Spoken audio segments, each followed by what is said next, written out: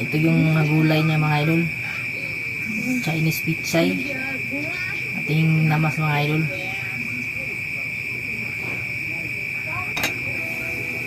So ganun pa rin mga idol. Buksan. Tapos ilagay yung namas. Takpan. Buksan. Ilagay yung isda mga idol. Takpan. Buksan.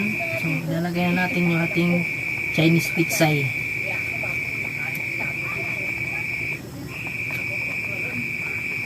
So ayan, tapos na nilagay mga idol. So ito yung alokbati mga idol, yung alokbati natin. Lalagay natin kasama yung Chinese pitsay.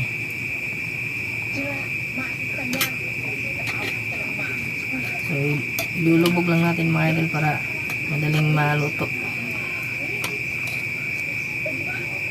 Takpan, buksan.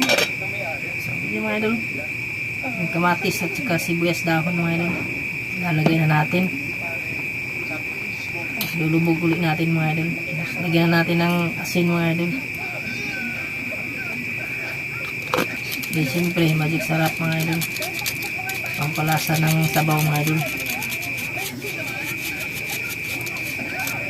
Then takpan, buksan. So yan na mga idol.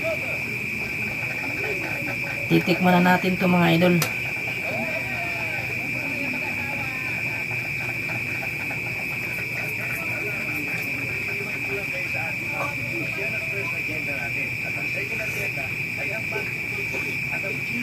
Yummy.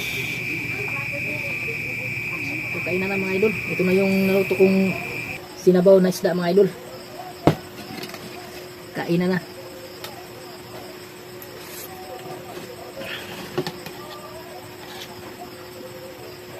Ulo talaga yung pinaka paborito ko mga idol, kasi nandito yung plano niya mga idol.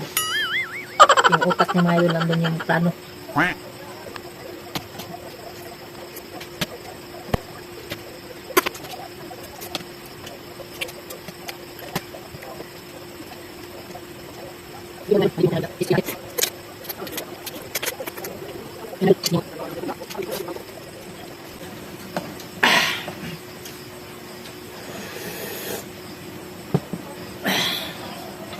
Ang sarap ng sabaw mga idol. Thanks for watching mga idol.